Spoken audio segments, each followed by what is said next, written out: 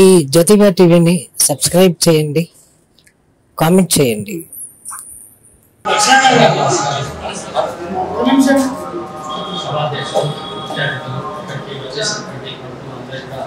నమస్కారం. అదేవిధంగా మహాత్మా జ్యోతిబా పూలే స్మృతి సమితి ఏర్పాటు చేసి సంఘం లోపల ఒక అభివృద్ధిని ఆకాంక్షించే ఆశతో పనిచేసినటువంటి ఒక వ్యక్తి ఈశ్వరయ్య గారి అతని ఆశయాలను ఆచరణ విషయంగా ఉంచి ఇప్పటికి కూడా కొనసాగిస్తున్నటువంటి మన సతీష్ గారిని సందర్భంగా అభినందిస్తున్నాం. అయితే ఇక్కడ మన ప్రభుత్వ పాఠశాలలో విద్యార్థులందరూ కూడా మ్యాక్సిమం ఎస్సీ తీసుకున్నారు.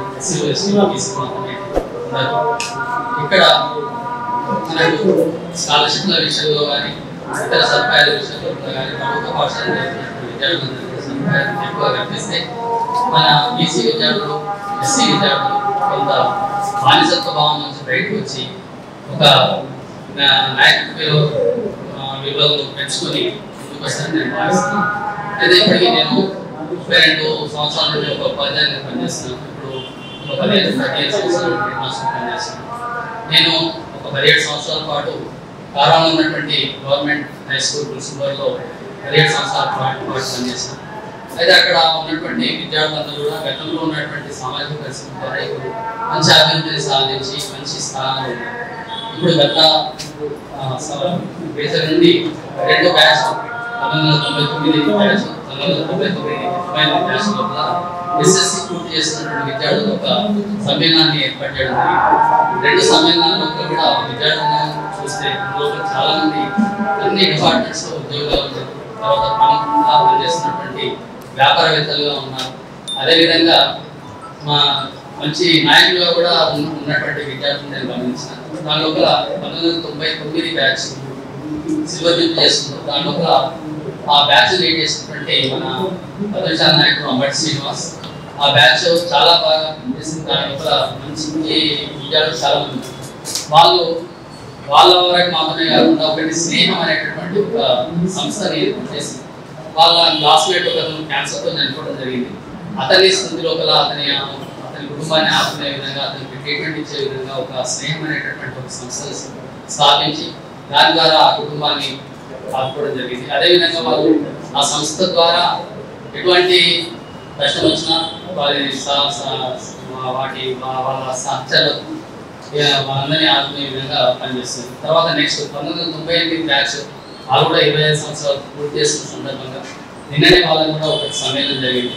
దాని లోపల కూడా మంచి అన్ని డిపార్ట్మెంట్స్ లో పనిచేస్తున్నటువంటి ఉద్యోగులు మంచి నాయకులు ముఖ్యంగా బ్యాచ్ లోపల ఇన్సూరెన్స్ అందరూ కూడా తీసిన దాంట్లో పనిచేస్తున్నాం. దానివల్ల డోనాల్ ప్రసాద్ తర్వాత ముదిగొండ యాదగిరి ప్రముఖులైనటువంటి విద్యార్థులందరూ కూడా ఇప్పుడు ఏరియాలో కూడా మంచి పేరు. తర్వాత సంఘం లోపల సామాజిక కార్యక్రమాలను కూడా బాగా ఏర్పాటు చేసుకొని చేస్తున్న సందర్భం వాళ్ళు కూడా ఒకటి ఆభరణాస్తం హెల్పింగ్ హ్యాండ్స్ అనేటటువంటి ఒక సంస్థను నిర్మాణం చేసిండ్రు.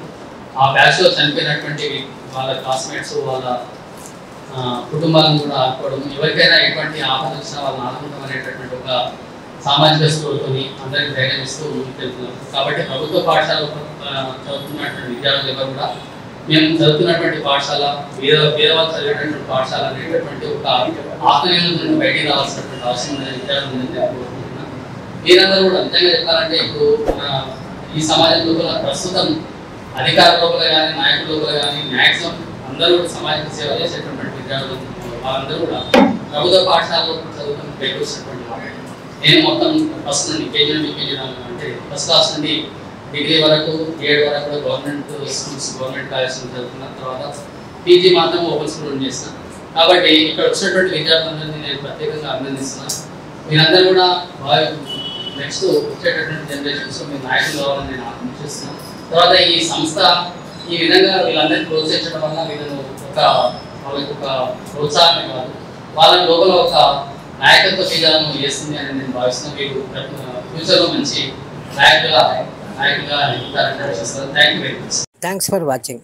మరిన్ని వీడియోల కోసం జ్యోతిబా టీవీని సబ్స్క్రైబ్ చేయండి, లైక్ చేయండి మరియు మీ కామెంట్స్ని తెలియచేయండి.